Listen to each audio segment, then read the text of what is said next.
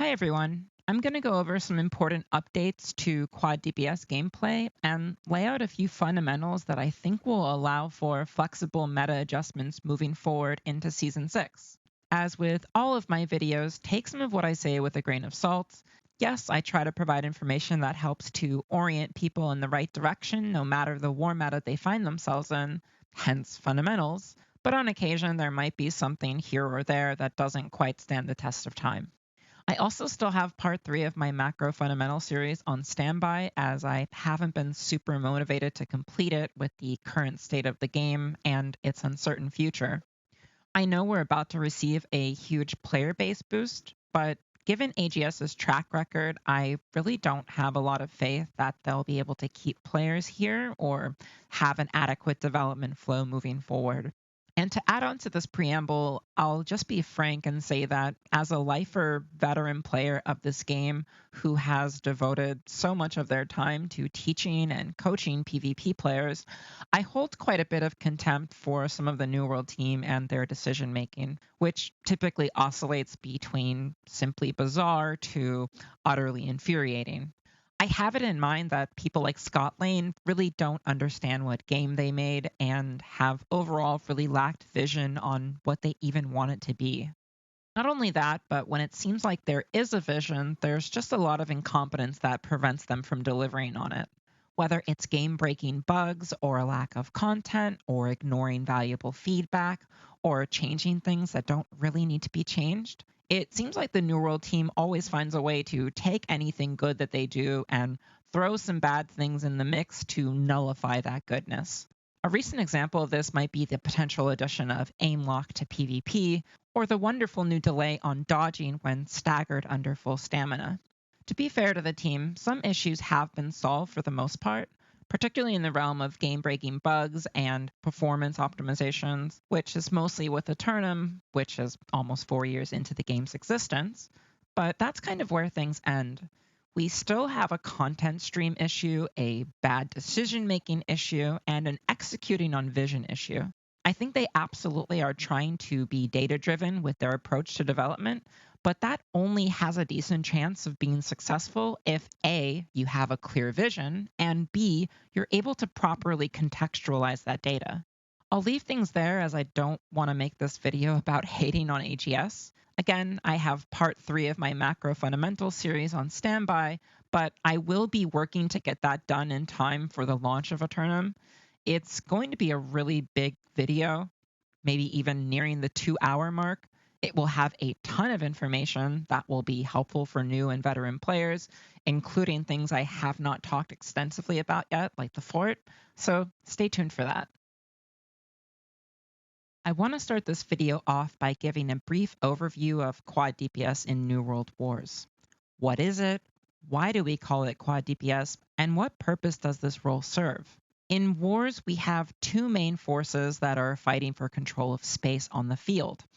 This would be all of the people playing for control of point space, what most call the main ball, and everyone else who is fighting for space outside of the point, what in NA we call kill squads, or in EU we call dex groups.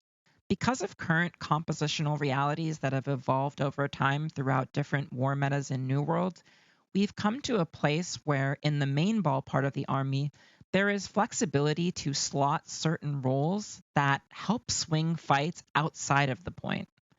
This can be for a lot of reasons, anything from enemy companies feeling the need to match the strategies of each other, all the way to natural conclusions drawn from understanding the limitations of certain roles or positions within both main ball and non-main ball.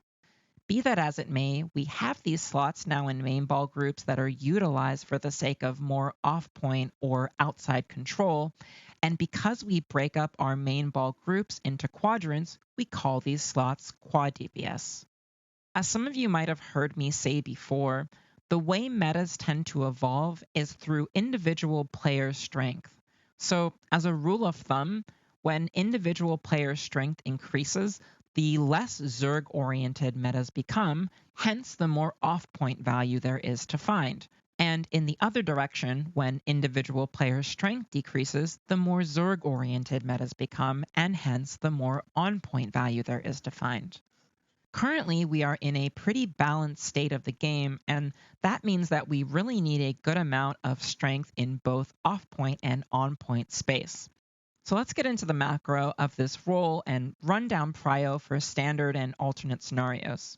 If you've watched my last video on Quad DPS for Season 4, you'll remember that our three basic priorities were to 1. Control inner lane space, 2. Pressure main ball players, and 3. Look to stop enemy players from wrapping around inner lane and attempting to infiltrate or pressure our backline. The reason for all of this was because of, again, individual player strength. In Season 4, players took quite a bit less damage, and hence there was simply a lot more value to find in point space control than off-point space control. This made it so that our Quad DPS players, although needing to worry about inner lane, didn't have to worry as much about anything further outside of that, or even gaining control into the enemy's backline, as off-point space control didn't translate as much to point tick or D-tick as in prior metas. However, with the arrival of Season 5, we saw individual player strength increase fairly significantly, thus resulting in a reversal towards older metas, where off-point control and particularly control into the enemy's backline became more valuable again. With that in mind, the prio for our Quad DPS players has shifted, and although they still have an outside-in approach, they need to extend their starting focus beyond inner lane and into outer lane. This, in essence, raises the skill cap requirement for these players because in having to play for outer lane space as well, they become more like traditional kill squad players themselves, who have to contest and duel other kill squad players rather than standing back as turrets or play more statically for one area of space while not really being contested. In NA, we have a 515 kill squad setup for when we are playing for a final point outside. This means on the side opposite of Bonfire, our strong side, we have 3 kill squads, and on our Bond side of the field, we have 1 kill squad. Let's start with Quad DPS in Oppo. Right now, as a first priority, the Quad DPS need to help the kill squad that's the next furthest away from point, which is typically G9. So, on first push or a reset, you will typically help G9 to win their fight or gain some kind of advantage and make space up into the enemy's half of the field. As this is happening, we have to have a second prio in mind, and that is the gap space in between both G8 and G9. This became even more apparent to me 4 months ago in my company Dropouts when fighting Supple, the top company in NA at the time. We cannot allow anyone to move through or control this space, as it has the potential to either cripple G9's or G8's ability to hold space while also threatening our own existence as Quad DPS players. So we want to be the ones that control and exploit this space, allow our G9 to gain advantage, and protect G8 from being split or sandwich pressured. After G9 has taken space and pushed up and has advantage in their fight, the third prio can now finally be to look in at G8's fight and help to pressure inner lane and main ball players. All of this will be the standard mode of play you will want to do as Quad DPS players in Oppo. An alternate version to this scenario will be a situation where the G9 fight starts to venture further away from the outer lane into what we call Narnia or G10 territory. When G9's fight starts to move this far away from G8 and inner lane, Quad DPS will start to lose value in trying to assist this because it will be more and more difficult to translate any advantage gained in the fight into inner lane or main ball pressure. Because of this, Quad DPS needs to be careful not to get baited into assisting this fight at a great distance, and instead look to find inner lane and main ball value with G8. The idea here is that even if your G9 loses, by the time the enemy G9 and Quad DPS are looking in for value, your Quad DPS will have already done enough damage to the enemy G8 and main ball that it overrides the loss of that outside space, and either forces or leads the enemy army having to reset, since it will have lost too many main ball players to sustain. The prio for our Quad DPS in this case shifts back to a more Season 4 format. We first want to control the wrap space around G8 so as to not let any enemy G8 or Quad DPS players use that space. And it's important that we don't stand back and that we try to push up as much as possible. In doing so, we create our own split and sandwich pressure, which allows our G8 to more effectively win this inner lane space. And once they win that space, they, and potentially some of us, just like in Season 4, can look to get main ball value. I want to stop here for a moment and really hone in on this idea of controlling wrap or gap space between the two groups. It's so vital that no matter what your macro ends up being, that your army always controls this space. It's like the glue that keeps things together. Without it, we make ourselves more vulnerable to receive pressure from multiple directions, thus making it harder to hold and gain ground. All right, let's talk about weak and bond side now.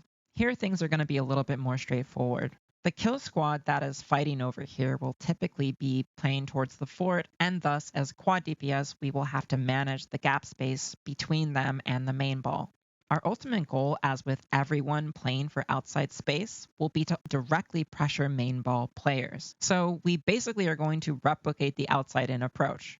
On initial resets or first pushes, we want to look to assist G7 in gaining advantage and winning space, and then look for value through control of space between them and the main ball. Typically how that works is almost like a mini kill squad fight, where both armies' Quad DPS players on weak side duel each other for control of this area.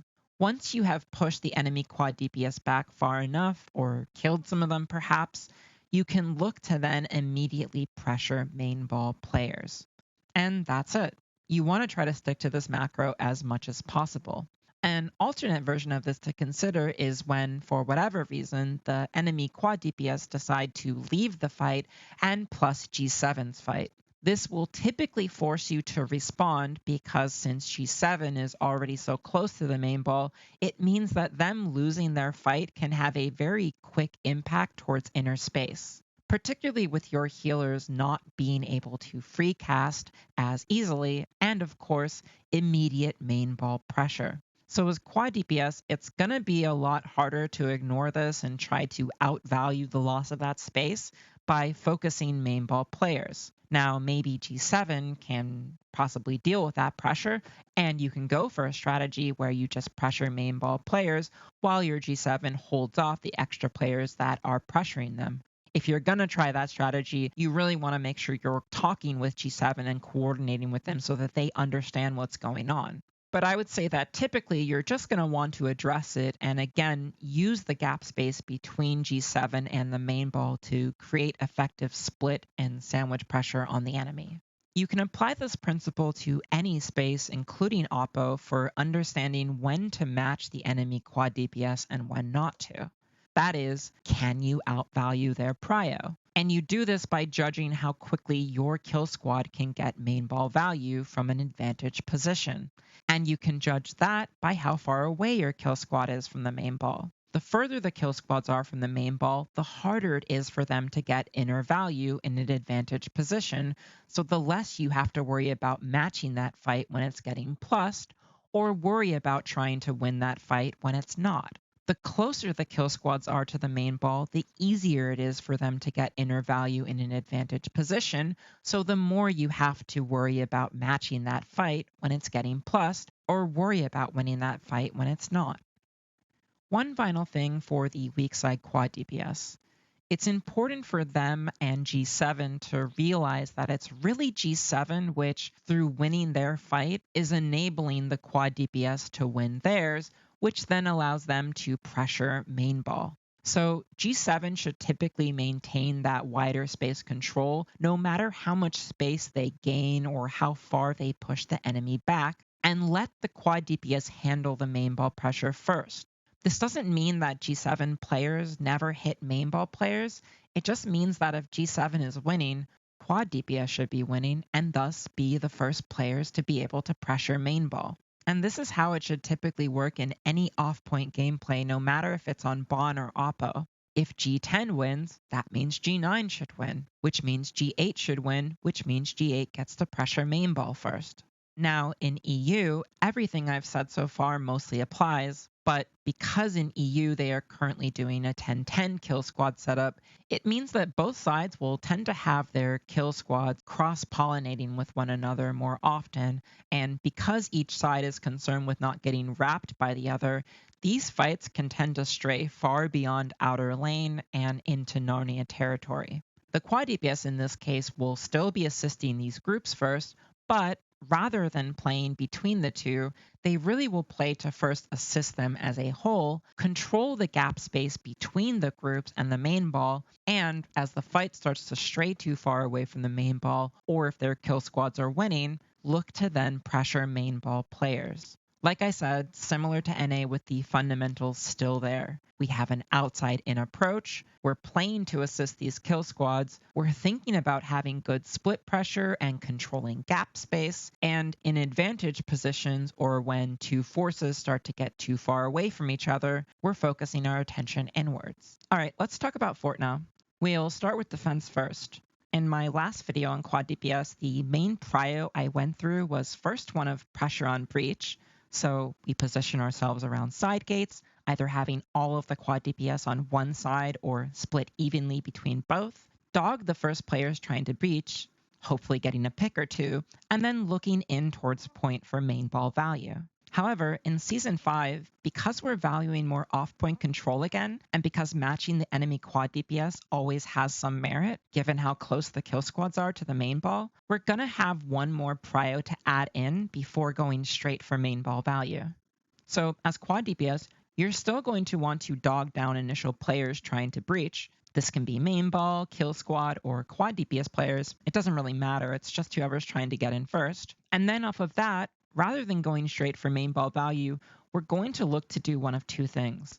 Either assist a front gate kill squad or a back gate kill squad in gaining control or advantage in their designated area. Both of these are viable, but I tend to think that helping back gate kill squads is a little bit better because that space is lower to the ground and allows melees or close combat players to flex pressure between point and off point more fluidly. Whereas front gate kill squads will be fighting for control on top of the wall for most of the time, making that transition between their fight and the main ball a bit slower and more awkward for the non-ranged players. Now, in terms of helping back gates, one thing that some companies try to do is to first get control of the top of walls above so that their ranged players can better help to control the stage area below. There is definitely merit to this, as it will become pretty hard for these healers to play in this area if they have to deal with multiple ranged players constantly shooting them for free. So I would say if the enemy tries to take control of this top area, that you try early on to prevent them from getting up top, or even get up there before them to do the same thing. I think this should also be considered temporary, as even though it will be good for establishing stage control, it's a bit harder to support dirt area or support the other side of the fort from this position. So ranged players, particularly fire staffs, should look to drop down at some point, especially after fighting is taken to the dirt and towards point. Okay, so that covers the basics for defense. For attackers, the macro here is pretty much going to be exactly the same, albeit we're not going to be trying to focus on any defenders at the gate while we're breaching, but rather, as we're pushing in, we just try to immediately join our kill squad group in establishing control. And whether you're going for back or front gate support, and unless you're getting a lot of early picks, you will usually be trying for immediate wall control on breach. I'll speak now on some alternate scenarios with breaching that are relevant here. Something that companies are doing now that was more fashionable in past metas is sending extra players to back gates pre-breach phase to delay those enemy kill squads from getting into fort, or from an attack POV to guarantee a quick entry into back gates and early control of stage. I tend to not like these strategies because they have already been countered in the past. For example, on defense, if you send your Quad DPS back gates, attackers can counter by ignoring this, keeping their Quad DPS at side gates, and early breaching. They then will have their kill squads in back gates play life and keep the extra enemies back there occupied while everyone inside hard focuses main ball players and snowballs point pressure with 5 extra players, the Quad DPS, completely uncontested and being able to free cast on whoever they want. Alternatively, if the attackers send extra players back gates to attempt to snowball stage control pre-reach, the defenders can just match or try to snowball pressure on the side gates before back gates have gotten through, staggering the attacker's breach phase and freeing up kill squad players to deal with the extra pressure backstage. So again, these strategies can be attempted and can absolutely work if the enemy isn't prepared, but I would think that with a little bit of experience and good communication between the kill squads, Quad DPS, and the caller, many of these plussing strategies with Quad DPS can be countered quite easily. To close off this presentation, I'll briefly go over some technicals to consider for Quad DPS. That is composition and comms. For the numbers, which is how many Quad DPS slots you want to have, this is going to be meta and enemy dependent, meaning you're going to take into account the company you're fighting and specific meta realities when deciding how many Quad DPS players to slot. Typically, this will land anywhere from 3 to 6. In Season 5, most higher tier companies ended up using 5 slots. I imagine this could change in Season 6 in one direction or the other. We'll just have to wait and see how the meta matures. The general rule of thumb is that you always want to have at least one range player and one melee player, and then find flexibility in the third slot if you have one, based on the former context that I mentioned. As it stands in Season 5, I tend to think that the best Quad DPS trio will typically be one spear with an SNS, a rapier, or hatchet, one fire staff with ice gauntlet, and one bow with rapier or hatchet. Experimentation is encouraged here, but the most important thing to remember is to use what you have. For example, if you have 3 excellent Firestaff players, but 3 mediocre bow players, I would look to utilize those 3 Firestaff players in your Quad DPS before slotting any of those bows. So again, use what you have and prio quality over rigid adherence to an ideal. For the comm setup for these groups, I tend to prefer that during the outside phase, the Quad DPS players stay in their own comms and do not join any of the kill squad comms. The reason for this has to do with a principle I mentioned before, that is, comms work best when the people in those comms are doing the same things. So when they have entirely different prios or their prio fluctuates, then the comms can be a hindrance or just plainly suboptimal. So whenever you're trying to think about putting different groups together in the same comms with one another, ask yourself, are these groups going to be focusing on the same things the vast majority of the time, or do they have entirely separate prios? Outside, the Quad DPS have to worry about many different priorities beyond just helping G9 or G7 initially, so I would stray away from having them in comms with those players. However, in Fort, Quad DPS can often be focusing on very similar things to some of the kill squads, and so putting them in comms together can be useful. In Fort, I would suggest experimenting with putting Quad DPS players in the comms of the backgate kill squads. Okay, that's about it. I hope this was helpful. I will be trying my best to get my Macro Fundamentals Part 3 video done, but again, it's a big video with a lot to talk about, so I'm trying to stay motivated to get it finished soon. If you have any questions, feel free to leave them in the comment section, or you can message me on Discord anytime. Thanks.